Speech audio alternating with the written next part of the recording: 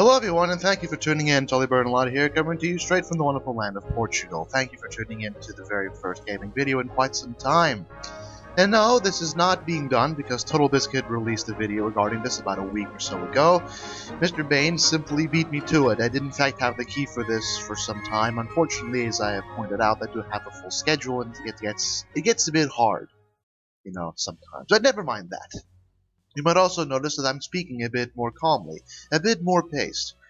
Get used to it. You'll be seeing a lot of that. Now, anyway, topic of today's video is a Druid's Duel, brought to you by Thought Shelter Games. It's currently available on Steam for the low price of €9.99 or your regional equivalent. You might also notice that it has... Actually, you might not notice that because I'm not exactly using a screen capture. However, this game even though it launches through Steam, it launches with a launcher, similar to the Unity launcher. And unfortunately, there are no options menu right here on the main menu. And, well, the only way to adjust resolution, as far as I'm aware of, is via that launcher. However, the only resolution currently, actually the maximum resolution available is 1024 by 768. It has a 4:3 aspect ratio, and it's quite odd, because the last time I played a game with black bars on the side was, I don't know, 2007? It's a bit weird when I play this. It really is. You can play this on windowed mode, but why would you play this on windowed mode if you have full screen? Am I right? Anyway, let's take a look at the options. Not options menu, the options. Why would you turn this off? The music is a bit repetitive, especially considering there aren't those many tracks. However, it is quite... The ambience is good. It's quite well done, actually. So, of course, you have your tutorial, which we will not go... I'm not going to go through 14 pages of this, obviously. It explains to you just exactly what it does. All in essence, this game is all about you playing as a circle of druids, beating the living shit out of other circles of druids. I'll explain more when you're actually in the game. Of course, then you can host 2 to 4 player hot seat challenges on local multiplayer. Unfortunately, no one I know has this. And of course, you can play online. Oh god, let me see if I can remember the... It is... I do believe it is.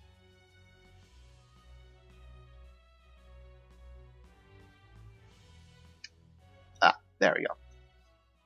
As you can see, I have not actually played much online. Let's find games. There's one game. One game. Okay, not a lot of players playing this.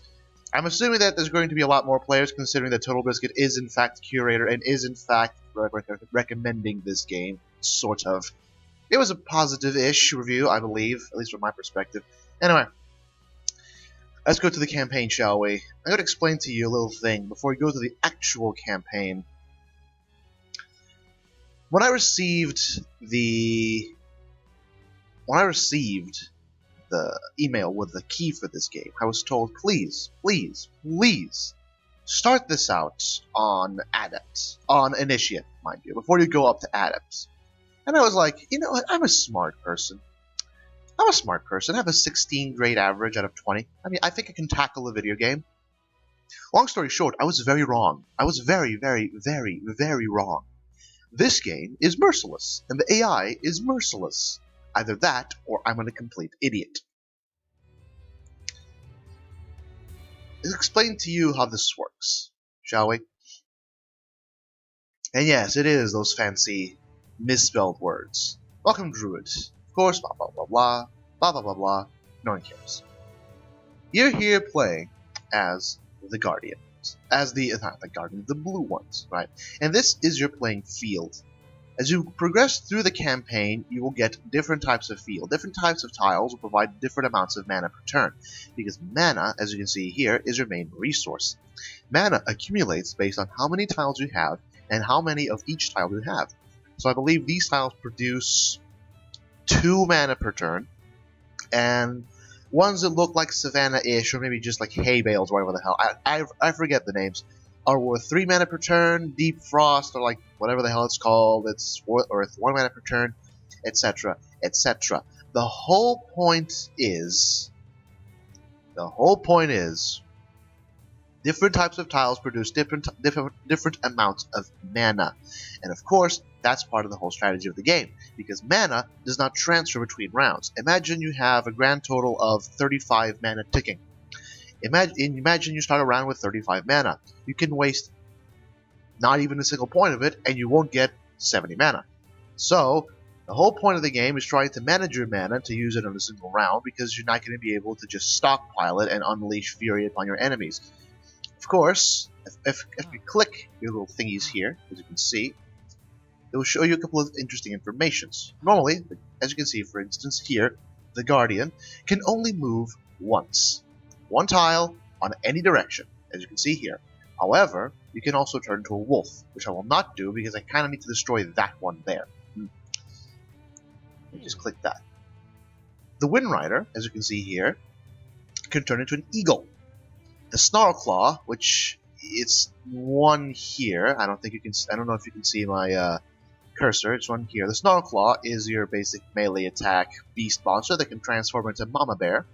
The Guardian is your standard issue frontline infantry scout that can turn into Papa Wolf. The Wind Rider is your only ranged unit and can effectively shut down anything and can turn into an eagle, which I will show shortly. The Spellweaver unlocks most of your spells, actually all of your spells, as you can see here, and also provides you with a whole host of nifty new abilities. Now let me show you just exactly how it works. I'm going to transform into an eagle. As you can see, I can now go anywhere on the playing field. Also notice that I have red squares beneath the enemies. Now, as an eagle, I can go pretty much anywhere. However, if I land on an enemy, it will end my turn, as you can see here. It's also a one-hit kill. Every kill in this game, every single one, is a one-hit kill. As you can see, after you expended your number of turns, you can only move so far. Now, see those little things? These little beautiful little thingies here? These are what you would call I think fairies? Fairies. I don't know what the technical term for it is. Fairies. Whatever. You gather them for extra mana, as indicated here. This little pile of rocks, as far as I'm aware of, can only be captured by animals, but that's something completely different. The whole point of the game, right now, actually pretty much the whole point of any game, is to shut down your enemies by not only destroying every last one of their druids, but capturing every last one of their territories. Now, for instance, let me show you what happens here. I'm going to turn into a wolf, as you can see here. Now, if I turn into a wolf, you notice I have 4 movements instead of 1. There, you see? And now, I have a whole bunch of mana. Now, keep in mind, one of the strategies you can use in order to press enemies is, for instance, imagine this. Actually, no. I'm not going to do that. I could turn into an eagle and then destroy the enemy guardian that's next to the Wind Rider, because the Wind Rider cannot, in fact, use the bow at melee range, which would, of course, force the enemy to move away or use the eagle form and waste it on me. Of course, what I can do is this. 1, 2, 3, 4. And out of blue, I have, ta-da, most of the control. Of course, what this means is they're probably going to use the Wind Rider to force back and go back into my territory. Now, as you notice, I can't go through this bush. That's because the bush is an obstacle. And an obstacle does pretty much exactly what you would expect. Oh, I see. Alright, let's exemplify for you. Actually, no, let's not. Let's not. Okay. Let's do something different. Because I want to show you something. I want to show you something here. Because this right here is going out. This has stopped being conquering territory, and it started being just destroying the enemy. Go. There we go. Now, as you see, the Spellweaver has 3, as you can see here, add or remove an obstacle. That's 2 men? Oh, there we go. Ta-da! As you can see, the Spellweaver produces for you a whole host of very interesting spells, depending on the amount of mana that you have available. Knew it.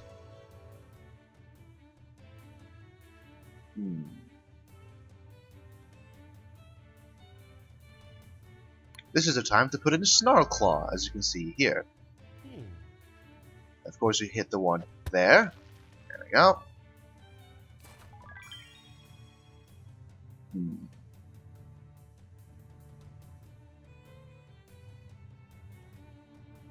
What should I pick? What should I pick? Ooh la la. Fortunately, I don't know. So, of course, I can just transform into a turtle. Ta-da! That solves everything, doesn't it? Anyway, let's just move on here. Achievement unlocked, I can cover. Lovely. Ouch. Of course, this is where you can see where the Snarklaw comes into Andy. Because the Snarklaw can transform into Mama Bear. 2, 3... Ah, that was a misclick. That was a legitimate misclick. I am sorry. That was, in fact, a legitimate misclick on my part, and I apologize for that. I apologize dearly. I intended to kill... Shit. Well, damn. Anyway, let's exemplify something even further, shall we? As you can see here, right, so here, you can only move in one of two forms. You cannot move, even though the Snarklaw does in fact have 2 movements, you cannot, and I repeat, cannot use the Snarklaw in 2 different forms. So you either move 2 times or attack once, then move another time with the Snarklaw and Druid form, or you do it in Bear form. You cannot, repeat, cannot do it on different forms. So, of course, a lot of this game is being able to use the forms to your advantage, which of course means you need to have a very, very, very good early on. I can shut down the enemy here, right here, assuming I don't actually misclick again. 2, 3. And of course, I can do that. And of course, I can do that. There we go. There we go. I can just put more guardians here. The entire objective of this game is not only to be attacking the enemy forces, but also to essentially overload them with your own forces, because it gets to a point where the enemy, as here, the enemy, as you can see, has 2 tiles. They can't exactly do anything. As you can see, this is also a different obstacle right here. Later on, you will be able to see similar looking objects that are, I don't know what the name exactly is, but they're similar looking arcane objects that give you extra mana per turn, and I believe can only be captured in animal form. As you can see, there is one ability that can be used without the use of the Spell Weaver, and that's the placing of a bridge, which is of course immensely useful, as you can see here. And see, when you conquer every last piece of land, you win. Simple, isn't it? You get this nice little game summary that gives you a nice little score out of 1 out of 3. It tells you just how bad you are. And of course, you can keep going. And the more you keep going, obviously, the more complicated it's going to get. But the whole point of the game is just that. You need to balance the way you use your druids, both in human form and in animal form, in order, and I repeat, in order, I always have difficulty using that word, I am so sorry, in order to achieve maximum possible efficiency. And of course, considering there's 4 different types of druid, you also have to take into account the 4 different types of druid and the 4 different types of animal. For instance, the Wind Rider can essentially one-shot anyone anywhere on the map, and can be incredibly disruptive of pretty much everything. So you need to take that into consideration. I mean, for instance, here, what I can do is turn into a wolf and do that. As you can see here. I need to establish a very good stronghold in the beginning, which is exactly what they're going to do. There we go. Of course, what I can do now is get myself a Snarklaw and get myself a Wind Rider, which is going to be incredibly useful, might I add, later on in the game. There we go.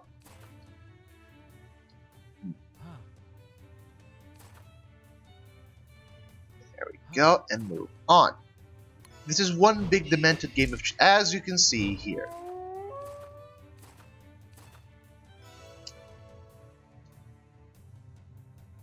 Of course, this is very easy to deal with. I can do that, and I can of course turn into an eagle and do just that. Interesting.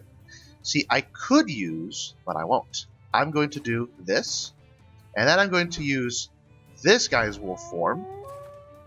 2, 3, 4. Because they do not have any Wind Riders, which means that for now I am safe-ish for external attacks. However, they still possess a considerable amount of territory, and I really should be worrying about that. 3. I'm going to get myself a Snarlclaw.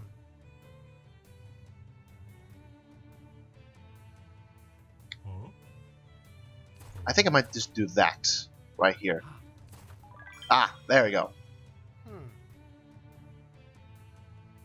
Just herself. There we go. Wind Rider. Really, at this point, it's incredibly important that you be able to see one of the big points of the game. And I repeat, this is not with a lot of experience. Maybe players do it differently.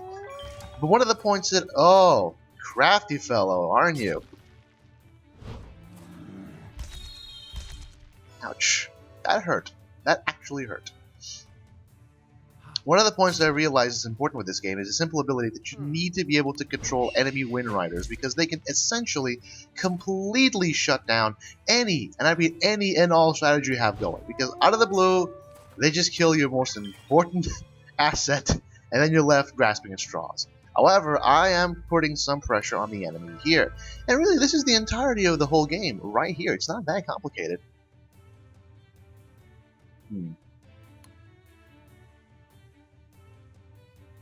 This is where I'm trying to do something a bit douchey. There we go.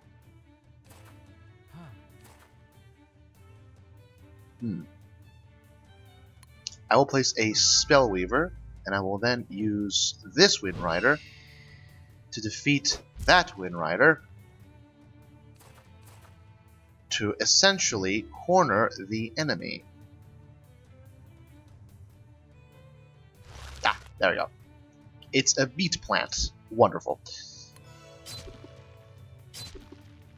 Might I add, out of technical aspects, obviously, because you're seeing how the game is played. It's not exactly that complicated.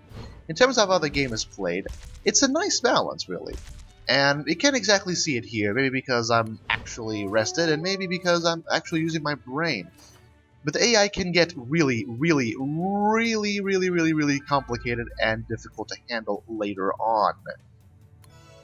To the point, really, that if you underestimate it, you will end up getting smacked. It's important not just to be able to...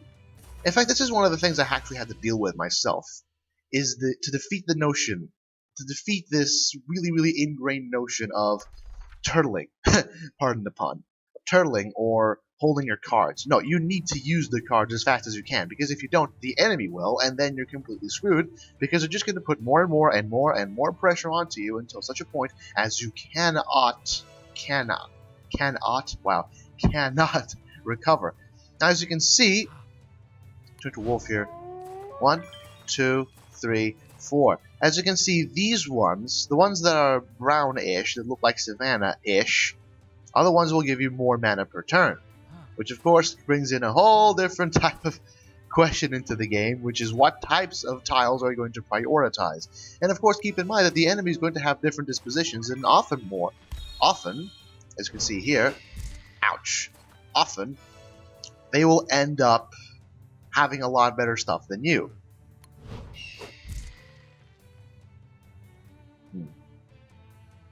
Might just turn into a wolf here. Also, one of the important things to take into consideration is the fact that the Snarlclaw can, in fact, destroy obstacles, which is an incredibly important part of your arsenal, might I add. Of course, I need a Snarlclaw.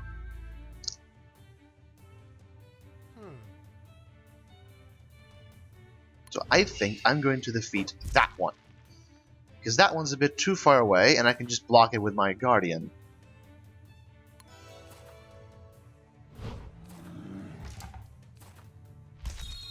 Oh, interesting. Ah, I see.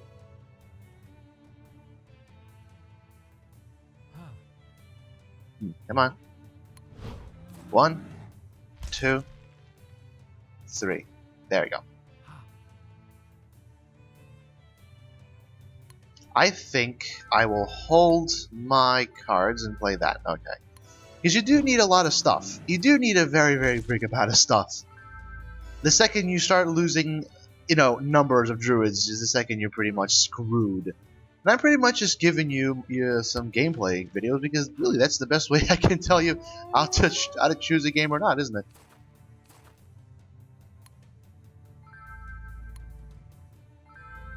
That Snarlclaw is probably going to make a bridge and kill 2 of my people. No.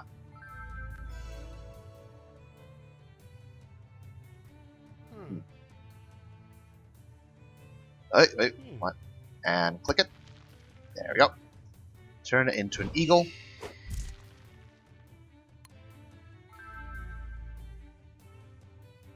And of course, more guardians. Ah, there we go. And essentially, this is your gameplay right here. It's very much a game based around you being able to apply more and more and more and more pressure on the enemy until such a point as they cannot and will not recover. So in terms of gameplay, really, that's pretty much all I have to say right here. I believe I can kill 3, but I can't kill 1. Ah, there we go. And this is how you do pressure. Because right now, the enemy cannot recover. He's not going to do anything. He can kill me once, and that's it. He can kill 1 of my guys. Of course, I can do that, and provide supporting fire, so that my Snarlclaw can turn into a bear, and then my Guardian can turn into a wolf, and then that Guardian can turn into a wolf.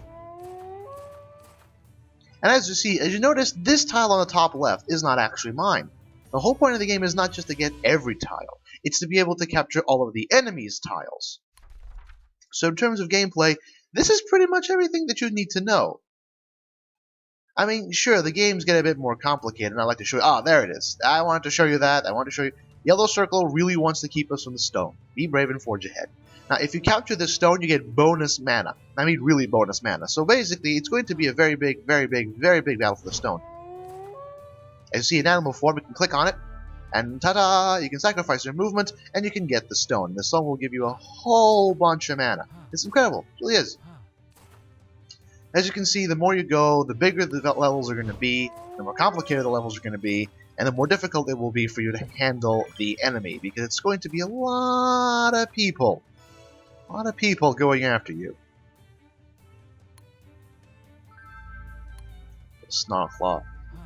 As you see here, it's not exactly the most advantageous of positions, is it? I'm a bit surrounded on all sides, and the enemy kind of has better stuff than I do. However, you can just use your March of Pawns, and by Pawns I mean Guardians, to completely shut down the enemy.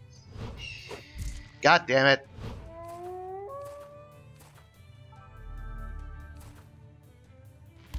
There we go. Of course I can do that. I can do that. I can do that. And I can do that. And out of nowhere, the enemy suddenly lost a whole bunch of their stuff. Which is good, which is good. However, the enemy does still have an entire bunch of other stuff, which makes it really complicated to handle, as I'm sure you understand. Of course, I can just do that. And of course, I can just do that. I can get myself a Snarlclaw. I can do that again. I can do that again. Because the enemy is essentially just going to be desperately trying to grab your stone the entirety of the game.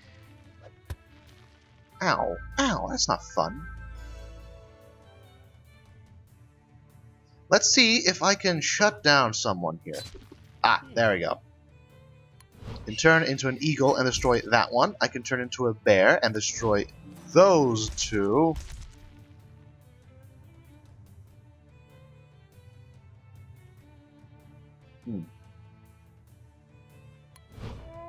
One, two, three, four. Of course, I can make a bridge there. Enter into a wolf. 2, 3, 4. And yes, it is possible to experience... It is possible... okay. I get you, I get you. You're just trying to do your job. You're just trying to do your job, it's fine. There we go. I can do that. I can just buy a whole bunch of Wind Riders.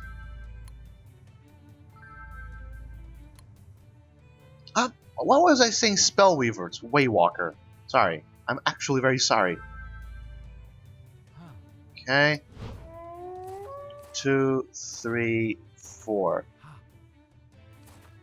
There we go. Now the Wind Rider has to move by teleporting onto someone, and when that happens, I will just be able to use my... Oh, or that. It's fine. It's fine. Absolutely fine. Of course, considering I have a massive mana advantage, I can just do this and not care. And kill. Turn into a wolf. Get more mana. What do I need now? Ah, there you go. Just turn there. And my turn. And then just use the last remaining Wind Rider to... Ta-da! And that's pretty much the game right there. I think I've showed you pretty much what the game is. I just can't get 3 freaking runic things. It's impossible. I can't. Ah, there we go. As you can see, I haven't played a lot of the campaign. 1, because I remember the AI being a lot more difficult than this. 2, because I have no time. I'm sorry. So, if you're looking for an in-depth approach to this game, this isn't exactly the most trustworthy source you should look into. 1, 2, 1. There you go. However, what I can tell you is... Oh... God damn it.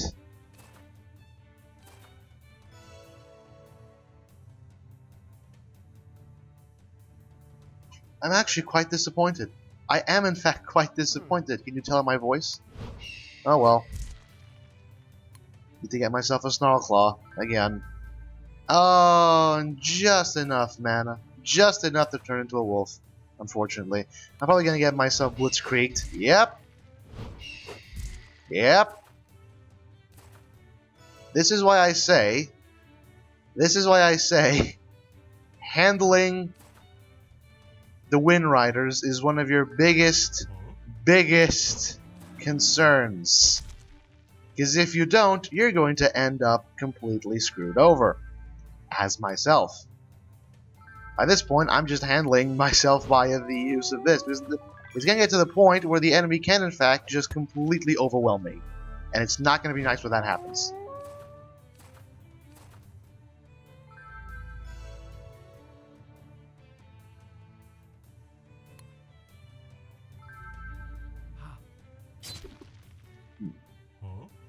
Maybe, just maybe. 1, 2, 3. Oh, very interesting. Very interesting in the fact that they don't have actually anything here, so you just do that. There you go.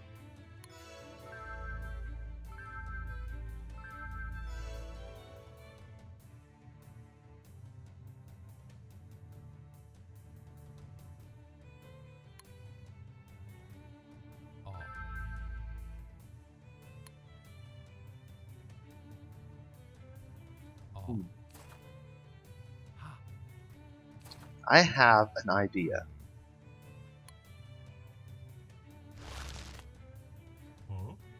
One, two. One. And there we go. I turn into a wolf. 1, 2, 3, 4. There we go. Interesting.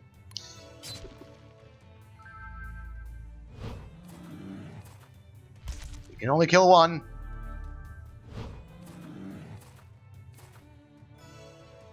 And of course you only need to kill one because, oh my god.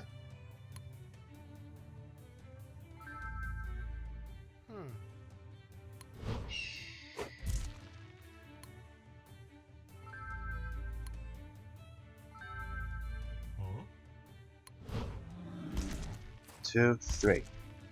See, it's all a matter of concentration. There we go.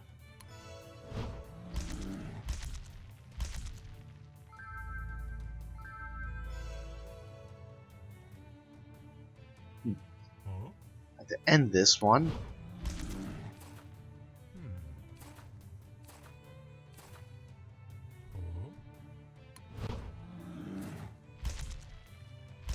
There we go. Wonderful. That. And of course I can just do that. And I can just do that. And yeah, I got to the point where the enemy can't fight back. It's wonderful. Ouch.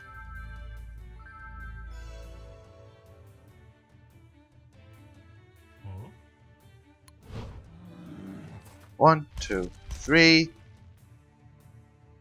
Grab the bear. 1, 2, 3.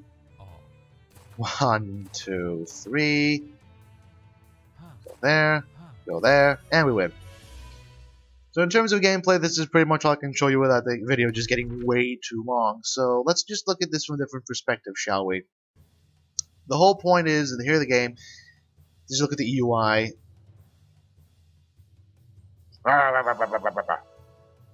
Of course, I don't believe you have a timer. At least I haven't had a timer issue so far. I mean, considering I can just go on for as long as I want. The UI, of course, this little button permits you to change your druid from human to animal form.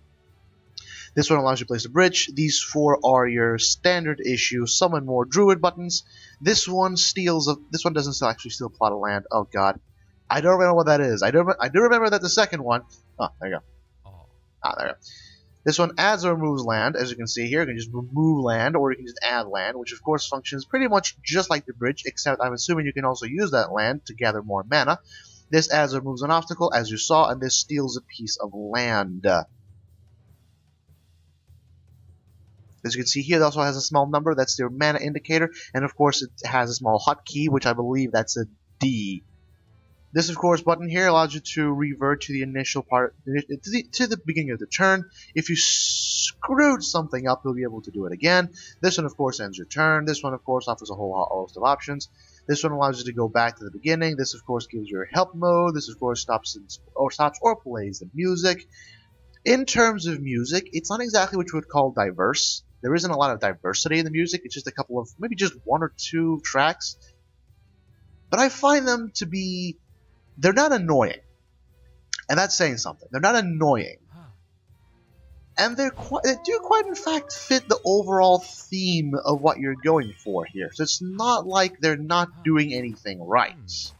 The music might not be diverse, but the music that is there is actually quite good. I'm not going to deny and say otherwise, because it is. Oh, that's a special druid.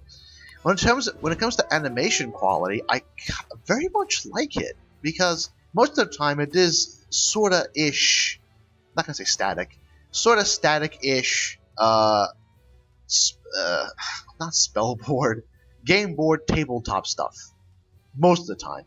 Until, of course, eventually you get yourself into a situation, until, of course, you get one of these animations, and it's quite nice, actually. These animations are quite nice. They're on a loop, and a very predictable loop, and depending, of course, on whether they're just sitting idle, or you're clicking on them, or they're attacking, it's quite fluid. Despite the fact that, yes, they are just, not teleporting, but just, you know, zipping around, despite that fact, it's actually quite fluid, especially in attack animations, as I'm pretty sure you saw before.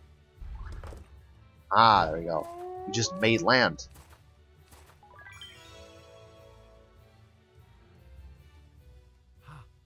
There we go. Use that one. Move it there. Oh, that was a misclick. That was a legitimate misclick. Again. Let's just move that forward, shall we? I just lost my spell. I just lost my, God damn it, I completely forgot what the name was again.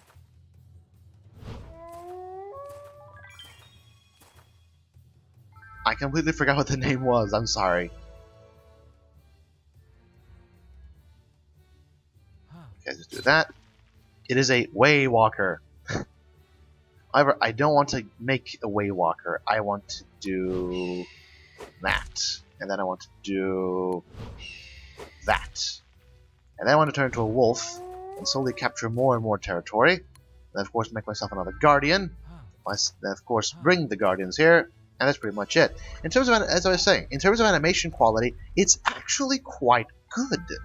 It's fluid, it looks nice, it sounds nice. And when it comes to good old-fashioned fun, It's actually quite a nice game. Oh, I can't just kill off the enemy druid. I see. I see. I see.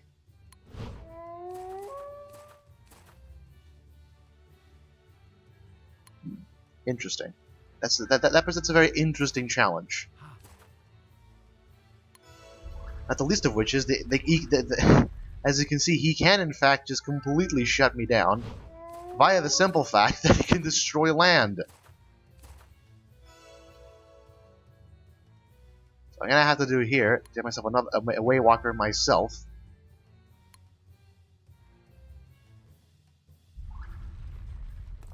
That was not intentional.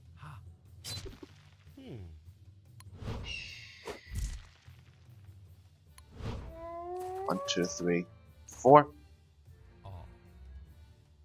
Interesting.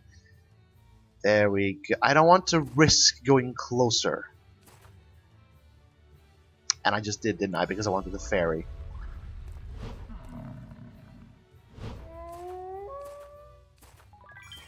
Interesting. Very interesting.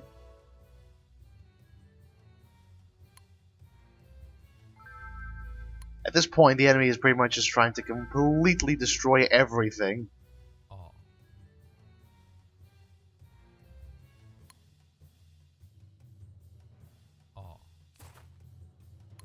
Of course, I can just do that.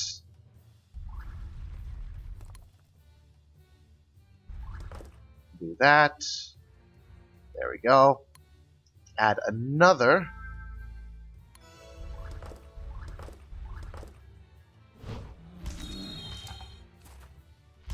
Ah, okay. Of course, I can just do this now. I can effectively shut down the entire enemy forces by just doing this. Oh, I can't reach them. I see.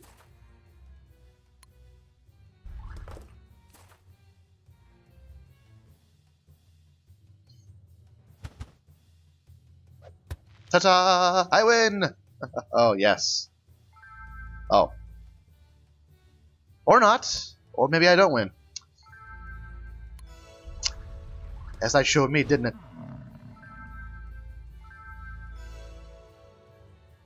Alright. Now I just need to focus on being able to completely destroy everything they have, and maybe, just maybe, I will be able... There we go. There we go. There we go. I have a feeling he's going to kill my 2 Spellweavers, so... Not my Wind Riders, and he just did, didn't he? Yep, yes he did. Of course, this is of course forcing me to just use bridges for everything, which is incredibly annoying.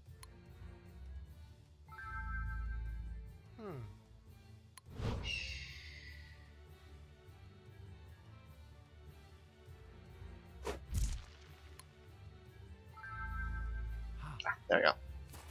Let's do that, and of course do that.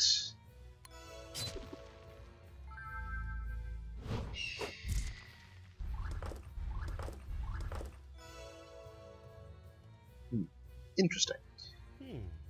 And this after the, I'm gonna end this after the video, obviously. I'm just trying to get myself to figure out just what exactly am I supposed to be doing here.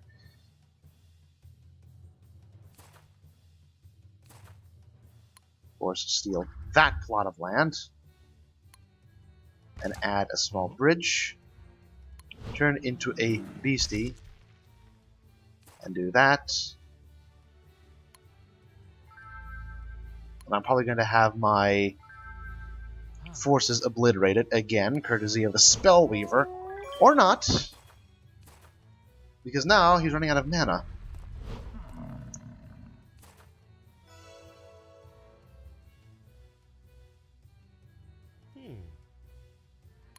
Oh. Oh, so close, and yet so far.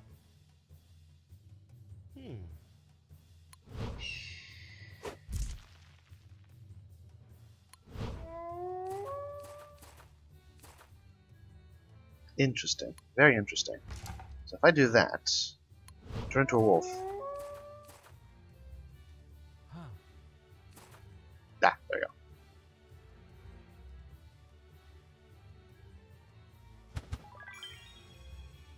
Ah, lovely.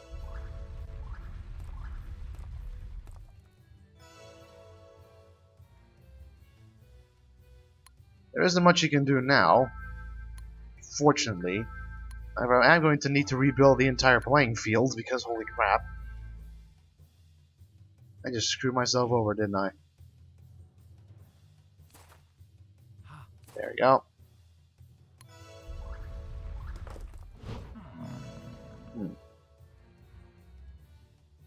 Of course, I can just shut down everything by doing that. And being a cheaty cheater.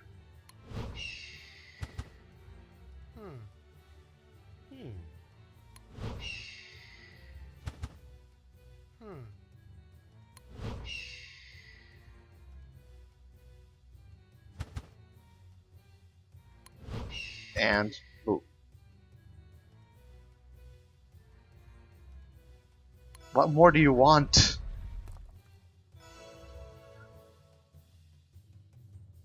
Can I just teleport on top of you?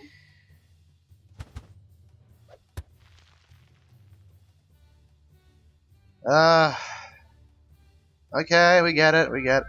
Oh. Well, shit, I wasn't expecting that.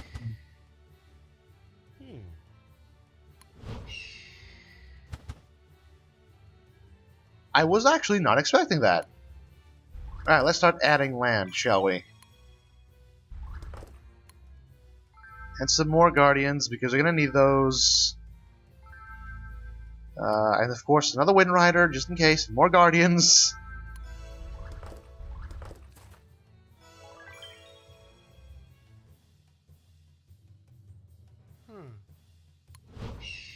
Just do that, and of course I can do that, go there. Attack that!